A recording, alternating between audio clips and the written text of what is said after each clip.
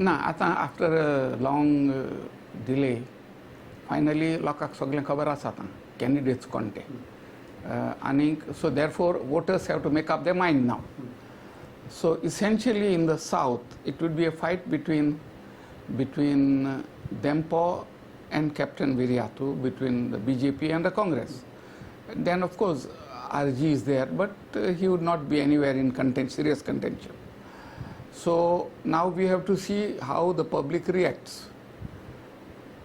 See, generally an MP is not as available to the voter as an MLA is, but in this case, the way things are, I don't see how Pallavi Dempo would ever be available to the general public voter, whether they are supporters of BJP or Congress. Her lifestyle is secluded. They live in ivory towers. And the voters, of course, a majority of the voters, as I have always been saying, vote on money. Other things don't matter. And in this case, both Dempo and the BJP are flush with money. Therefore, money will play a big role.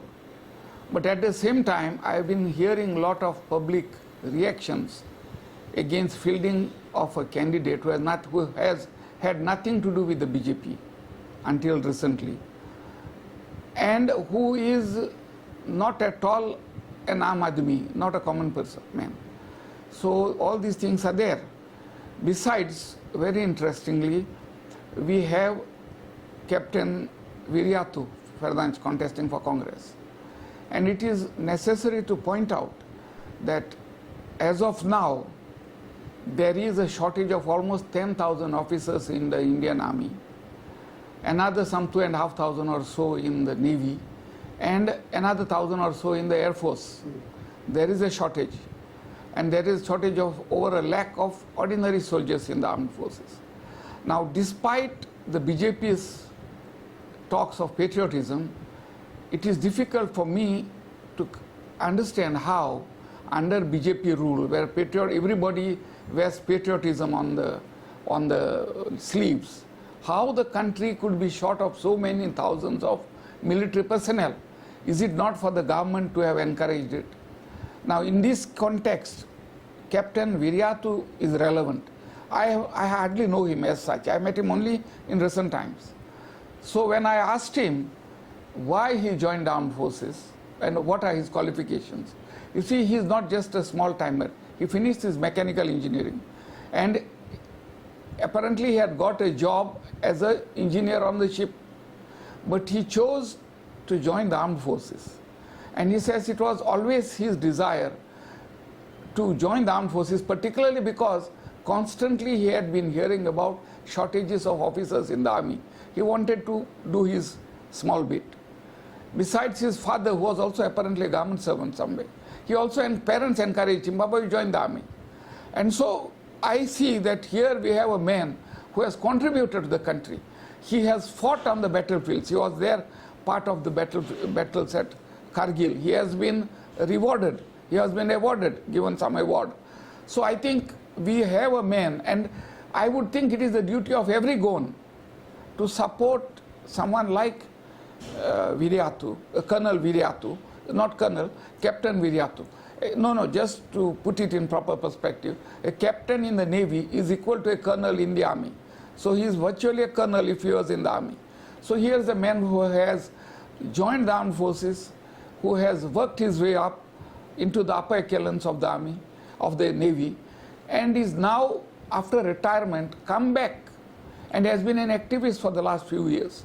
So therefore, I think he is the right type of man to represent us. I do hope that BJP's plank of religion will not go with the voters. You see, when it comes to joining the armed forces, his religion never kept him out.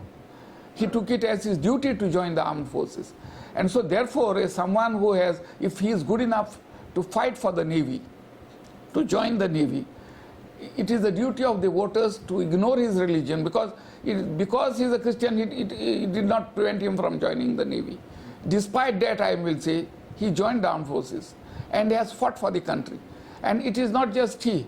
I will also want to place on record that a huge majority of Goans in the armed forces come from the minority community. 91% to be precise, of all officers in the armed forces come from from Goans.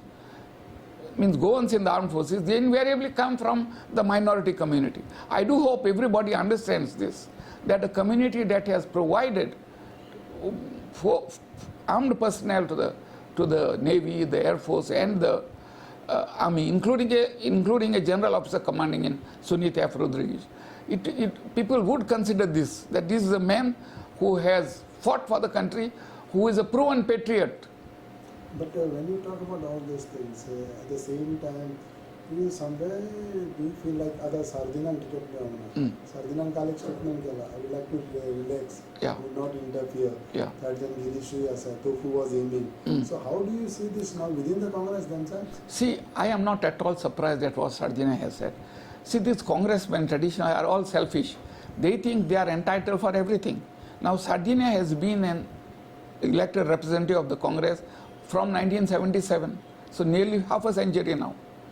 And he is aged 77 or 78. I think he'll be 78 in May, I understand. Now, a man who has been given so much by the Congress, he should be grateful to that party and work for it. Now, it was his duty to have built up a leadership, to have created a candidate who take over from him. Does he think that he should be given ticket till he enters his coffin? Is that fair? Is it not his time to pay back to the party and the people who have elected him 4 times for parliament? How does he expect to be indefinitely voted and indefinitely nominated by the party? Besides, all of us can see that his performance in parliament was zero, or here there was no performance at all, man. I don't understand why he thinks he's entitled for the seat. I think the trouble with the Congress is every individual once elected thinks he is the one who has got, who has been elected. If Sardinia had the courage, you see in 96 or 98, I don't remember which year, he left the Congress, broke the Congress legislature party, went out, became chief minister with support of Parikar. And when support was withdrawn, foolishly the Congress took him back and gave him the MP seat. Now such is a man who still expects the Congress to reward him in his old age, post-retirement. If he were a teacher, which he was, he would be retiring at 61. Now how does he want to go on after 78? For what reason? What do you expect Girish should do? See, I have no expectations from Girish. Girish, as I have said, is very selfish. He had no business to come to the south to contest elections. You see, Girish is not a fellow who has ever eaten sorpatel. The people of south have cooked sorpatel. He wants to come and taste it just because it suits him now. Let him go and eat shakuti, man. That is his staple food. Mutton shakuti, chicken shakuti. Let him go. Let him go to Bisholi, let him go to Ponda and taste it. Why does he want to take away our sorpatel? This is not fair to us, man. Okay, so overall, Pradeshkala, how do you see the political survey as far as Loksabha is concerned in South Goa? See, I have not done any survey. Unfortunate part is the press today is completely subdued. They refuse to say anything which is anti-BJP. Very subdued. See, normally any analyst, any person would form an opinion on the basis of media coverage. At least in Goa, I think there is some semblance of fairness. But throughout the country, if you see, everybody is scared of BJP. No one wants to say anything.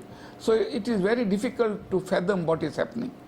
And in Goa also, I think there may be undercurrents, it is said, but I don't have much belief in undercurrents. Because this is talked every year, election people talk about undercurrents. See, on the surface, normally Loksabha elections do not attract as much public attention as assembly elections. So you don't see too much. So I really cannot say who will be the winner. But I do hope the people will vote wisely and elect an representative who will be available at least to talk to, who will be not living up in ivory tower and who will not be accessible to the ordinary folks.